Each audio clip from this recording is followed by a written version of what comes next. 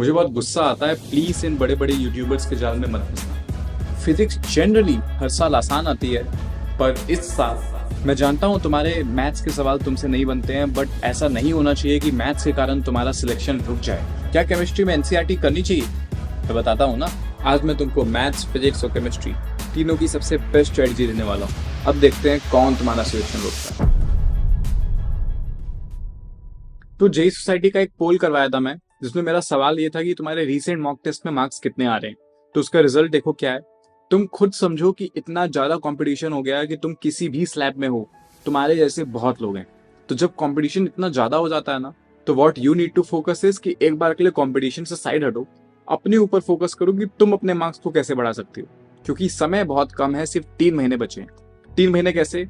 अक्टूबर, नवंबर और दिसंबर। जनवरी में एग्जाम है, उस टाइम पे रिवीजन करेंगे, मॉक टेस्ट करेंगे, बहुत सारी चीजें। अगले 2 महीने में तुम्हारा सिलेबस खत्म हो जाना चाहिए, तुम्हारे बैकलॉग्स खत्म हो जाने चाहिए, तुम्हारा सिलेबस खत्म हो जाना चाहिए। दिसंबर से फिर हम लोग बोर्ड की प्रिपरेशन स्टार्ट करेंगे, उसके लिए एक अलग वीडियो बनेगा। मॉक टेस्ट देंगे, उसके लिए एक अलग वीडियो बनेगा। सब चीजों के लिए गाइड करूंगा। बट अभी करंटली नवंबर तक के प्लान को समझते हैं, नवंबर एंड तक सिलेबस खत्म कैसे करना है। तुम इसको देखो ध्यान से। स्टूडेंट जनरली 2 टाइप के होते हैं। एक वो जिनकी प्रिपरेशन ठीक चल रही है, एक वो जो खुश हैं, जो अभी तक कंसिस्टेंटली पढ़ाई कर रहे थे, बट उनको बहुत अच्छा स्कोर करना है। उनकी एक्सपेक्टेशन 99.5, 99.7, 99.9 है। ये वो कैटेगरी ऑफ स्टूडेंट्स हैं, इसलिए मैं उनको थोड़ा हवा में बनाया हूँ, क्योंकि वो हवा में रहते हैं जनरली। तुम वैसा मत बनना। उनके 150 से ज्यादा मार्क्स आ रहे हैं, बट उनको परसेंटाइल 99.5 प्लस चाहिए। अगले 3 महीने में अगर तुम कंसिस्टेंटली मेहनत करते हो और उसी स्ट्रेटजी को फॉलो करते हो जो मैं तुमको यहाँ बता रहा हूँ, इट्स डैम पॉसिबल, तुम्हारा हो जाएगा। दूसरे वो हैं जो रीस्टार्ट करना चाहते हैं अपनी प्रिपरेशन, जिनके 150 से कम आ रहे हैं, बहुत बार तुम्हारे 100 से भी कम आ रहे होते हैं। डोंट वरी, रिग्रेट करके फायदा नहीं है। अगर तुम अभी अपना बेस्ट देते हो ना, और एग्जैक्ट उसी चीज को फॉलो करते हो जो मैं तुमको आगे बताने वाला हूँ, तो तुम्हारी 98 परसेंटाइल से ज्यादा अपने आप आ जाएंगे, नो इश्यूज। फिर सेकंड मेंस अटेम्प्ट में 99, 99.5 आराम से टच होगा। अभी एटलीस्ट इतना तो रीच करना है लोग को। कॉमन प्रॉब्लम जो तुम लोग को होती है, फॉर एग्जाम्पल ये है कि डिस्ट्रैक्शंस, इससे कोई नहीं बचा, इससे मैं भी बहुत बार फंस जाता हूँ, but I know what is the solution. Fear, तुमको एग्जाम का टेंशन आने लग गया होगा, तुमको क्वेश्चंस नहीं हो रहे हैं तो उसमें दिक्कत होती होगी। एंड आई एम श्योर बहुत सारे लोग हैं जो तुमसे बेटर स्कोर कर रहे हैं। इन सबको तुमको पार करना कितना जरूरी है, मैं तुमको आगे बताता हूँ। नेक्स्ट, सिली मिस्टेक्स, इससे कोई नहीं बचा है, तुमको सिली मिस्टेक्स होएगी ही होएगी, बट बहुत आसान है सिली मिस्टेक्स को केटर करना, खासकर मैथ्स में। आगे पता चलेगा सब। आज का वीडियो स्पेशल क्यों है भैया? आज का वीडियो स्पेशल इसलिए क्योंकि मैं तुमको जनरल टिप्स तो बता ही रहूंगा, मैं तुमको फिजिक्स, मैथ्स और केमिस्ट्री के इंडिविजुअल स्ट्रेटजी बताऊंगा जो तुमको आगे फॉलो करना है। बहुत आसान हो जाएगी चीजें। पहला तो कुछ जनरल एडवाइसेस सुनो। 12 घंटा या उससे ज्यादा डेली मत पढ़ो, चाहे कुछ भी हो जाए। तुमको पूरा यूट्यूब बोल दे कि करो करो करो, बट तुम मत करना।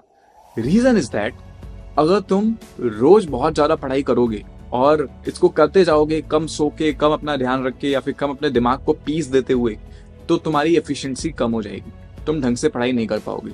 रहता तुम 10 घंटे पढ़ो, बाकी 2 घंटे रिवीजन करो। Revision is not equal to पढ़ाई। रिवीजन करना जरूरी है, उसको तुम करते रहो। सेकंड पॉइंट यही है कि रिवाइज एवरी डे। तुम खुद समझो, अगर तुम पूरे दिन पढ़ाई किए, अगले दिन तुम सो के जब तक उठोगे ना, 13% ऑफ योर मेमोरी ही बचेगी, बाकी सब धीरे धीरे उड़ने लगेगा। तो उसके लिए तुमको क्या करना है, धीरे धीरे करके तुमको रिवीजन भी स्टार्ट करना पड़ेगा आज से। जो पढ़ो उसको रात को सोने से पहले रिवाइज करो। 8-10 घंटे पढ़ लो, बाकी टाइम रिवाइज करो, बेस्ट। फिर आता है टाइम टेबल मत बनाओ अब से, क्योंकि जब तुम टाइम टेबल बनाते हो तुम अपनी एफिशिएंसी को कम करने लगते हो। पूरा यूट्यूब भर गया होगा कि इस तरह की टाइम टेबल बनाओ, बट तुम मत बनाओ। रेदर तुम सुबह उठ के अपने लिए एक टास्क लिस्ट बनाओ। मैं अभी भी यही करता हूँ। मैं सुबह उठ के सोचता हूँ कि आज सुबह मैं ये काम करूंगा, दोपहर में ये काम करूंगा, शाम को ये और रात को ये। तुम भी यही कर लो। आज सुबह 10 या 12 बजे तक मेरे मैथ्स खत्म हो जाने चाहिए, इस तरह से। दोपहर में ये, शाम को ये और रात को ये। डिवाइड करो, चीजें आसान हो जाएगी, तुम सेटिस्फाइड होके सो पाओगे, वो सबसे ज्यादा जरूरी है। You need someone. देखो, या तो बहुत अच्छे दोस्त बनाओ जो बहुत अच्छे मार्क्स ला रहे हैं, जो तुमको टाइम टू टाइम गाइड कर सकते हैं, या फिर अपने लाइफ में किसी मेंटर को ढूंढो। क्योंकि मेरे लाइफ में, मेरे जेई के टाइम पे मेरे डीन सर मेरे मेंटर थे, वो अकाउंटेबल रखते थे मुझे। मैं तुमको बताता हूँ, मैं तुमसे ज्यादा अनडिसिप्लिन था, कुछ नहीं था मेरे पास, बट चीजें इतने अच्छे से मैनेज इसलिए हो पाई क्योंकि मैं उनके सामने अकाउंटेबल था। कितनी बार तो मेरा फोन ले लेते थे, कितनी बार तो मुझे डांटते थे कि क्यों नहीं हो रहा है, तो उसके कारण मैं हमेशा लाइन पे रहता था। यू नीड समवन, क्योंकि लास्ट के 3 मंथ में बहुत बार तुम्हारा दिमाग तुमको धोखा देगा, अगर कोई तुमको गाइड कर रहा होगा तो वो सबसे बेस्ट है। अब चलो चलते हैं फिजिक्स में। फिजिक्स जनरली आसान आती है, बट इस साल आई गेस कि नहीं आएगी। मुझे लग रहा है कि इस बार फिजिक्स आसान नहीं आएगी, क्योंकि लास्ट ईयर एनटीए के ऊपर जितने आरोप लगे थे, बहुत ज्यादा चांसेस है कि इस साल पेपर इजी नहीं आएगा। और पेपर में जनरली इजी फिजिक्स ही आती है, तो देयर आर ह्यूज चांसेस कि फिजिक्स इस बार टफ आए। तुम ये भी समझो कि अगर फिजिक्स टफ आ रही है तो तुमको धीरे धीरे एडवांस के पीवाईक्यूज भी करने होंगे। क्या करो, तुम मेंस के 5 साल के और एडवांस के पिछले 10 साल के पीवाईक्यूज करो। जब तुम एडवांस के 10 साल के पीवाईक्यूज करोगे तो देयर आर ह्यूज चांसेस के एडवांस के क्वेश्चन डायरेक्टली वो निकाल के यहाँ पे दे दें। ये मिनिमम है, तुम चाहो तो इससे ज्यादा जरूर कर सकते हो। सॉल्व एग्जाम्पल करना स्टार्ट करो। ये तुम सिंगेज से कर सकते हो, अपने मॉड्यूल से कर सकते हो, ऑलवेज वेलकम। हर चैप्टर के बाद 1 घंटे सॉल्व एग्जाम्पल करो, बेस्ट है। कुछ खास टीचर्स बता देता हूँ। फिजिक्स में अगर तुमको मेंस के लिए कोई टीचर चाहिए तो अलग Pandey sir is the best. उनके व्हाइट बोर्ड वाले लेक्चर इतने खास होते थे कि रोटेशनल जैसे चैप्टर भी मेरे उसकी वजह से स्ट्रॉन्ग हो गए। एडवांस के लिए Ashish Arora sir is the best. उनकी जो एडवांस इलस्ट्रेशन वाली चेकलिस्ट है, मुझे लगता ही नहीं है कि आज के बाद किसी भी एडवांस के एग्जाम में उसके बाहर कोई क्वेश्चन आएंगे। अगर तुम उस चेकलिस्ट को ढंग से समझते रहे ना, चीजें होने लगेंगी। अभी नहीं, वो बाद में करेंगे, बट थोड़ा बहुत तुम उनका आइडिया ले सकते हो टाइम टू टाइम। फिर आते हैं मैथ्स पे। सबसे interesting part, maths is always calculative. अब से हर स्टेप के बाद ध्यान दो कि मैं जो किया हूं क्या वो सही है, क्या वो गलत तो नहीं हो रहा है, और क्वेश्चन सही कॉपी हो रहा है कि नहीं। क्वेश्चन से डरना छोड़ दो, बहुत सारे क्वेश्चंस को प्रैक्टिस करो। एग्जैक्ट क्या करना है देखो, पहले मैं तुमको 5 ऐसे चैप्टर बता देता हूँ मैथ्स में जिसके कारण तुम्हारी 98% पक्की हो जाएगी। आसान चैप्टर है।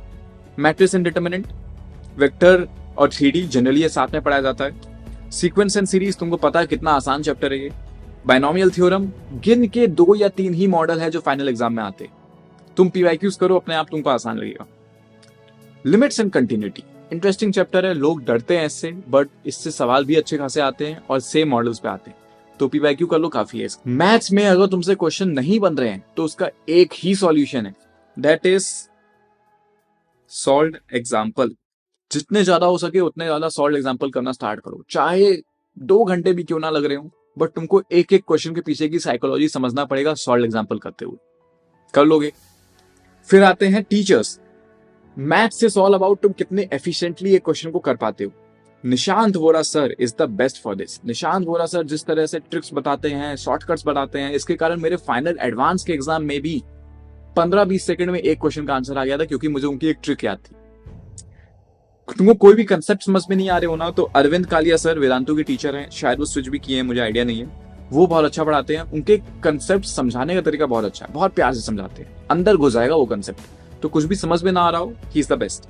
कमिंग टू केमिस्ट्री, केमिस्ट्री सबसे इंटरेस्टिंग है, क्योंकि रीजन इसका ये है, तुम इसमें एक्सपेक्ट कुछ और कर रहे होते हो, बट एनटीए हर बार कुछ और कर देता है। इसमें एक्सपेक्ट किया जाता है इस साल टफ आएगा, बट वो आ जाती है इजी। कभी इजी एक्सपेक्ट किया जाता है तो वो बहुत इजी आ जाती है, बट वो इतनी ज्यादा इजी आ जाती है कि जो जनरली लोग प्रिपेयर नहीं करते। तो उसके लिए तुमको क्या करना है, थ्योरी सबसे पहले एनसीईआरटी से करो। मैं लिख देता हूं,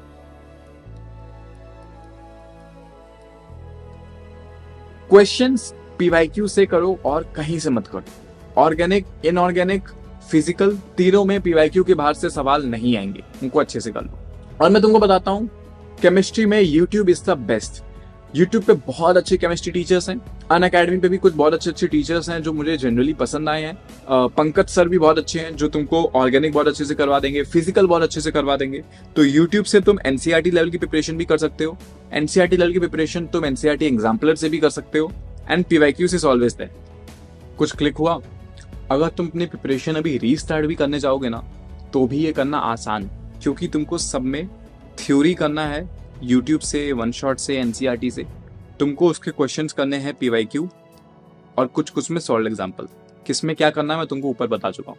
अगर तुम इस चीज को कॉन्शियसली फॉलो करते हो, तुम हर एक दिन में एक चैप्टर खत्म कर दोगे।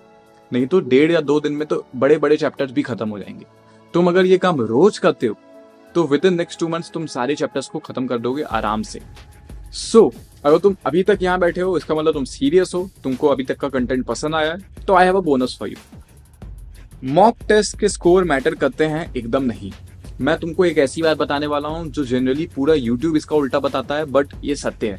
सत्य ये है कि तुमको आज के बाद मॉक टेस्ट नहीं देने। मैं तुमको रीजन भी बता देता हूं क्यों। अगर तुम मॉक टेस्ट दोगे ना अभी, तो तुम्हारा एक तो टाइम जाएगा, तुम डीमोटिवेट होगे, और तुम्हारे मार्क्स भी स्टैग्नेंट रह जाएंगे, बढ़ेंगे नहीं। बट अगर तुम एक बार के लिए अपने उस टाइम को बचा लो, उस एनर्जी को बचा लो, और सिर्फ थ्योरी पे और क्वेश्चन सॉल्विंग पे ध्यान दो, भूल जाओ कि तुमको और कुछ भी करना है, तो तुम्हारे मार्क्स बढ़ने पक्का है। तो मॉक टेस्ट हम लोग कब देंगे? हम लोग दिसंबर से देना स्टार्ट करेंगे। फुल मॉक टेस्ट देंगे, फुल फोर्स से मॉक टेस्ट देंगे, मैं तुमको क्या करना है सब बताऊंगा। बट अभी के लिए मॉक टेस्ट देना बंद कर दो। अगर तुम्हारे 250 से भी ज्यादा मार्क्स आ रहे हैं ना, स्टिल मॉक टेस्ट देना बंद कर दो। अभी तुम प्रिपरेशन करो कि तुम अपने थ्योरी को कैसे ठीक कर सकते हो, पुराने मॉक टेस्ट में तुमने क्या गलतियां की, सिली मिस्टेक्स कैसे बंद करना है, इन चीजों पे ध्यान दो। बाकी सारी चीजें बाद में करेंगे।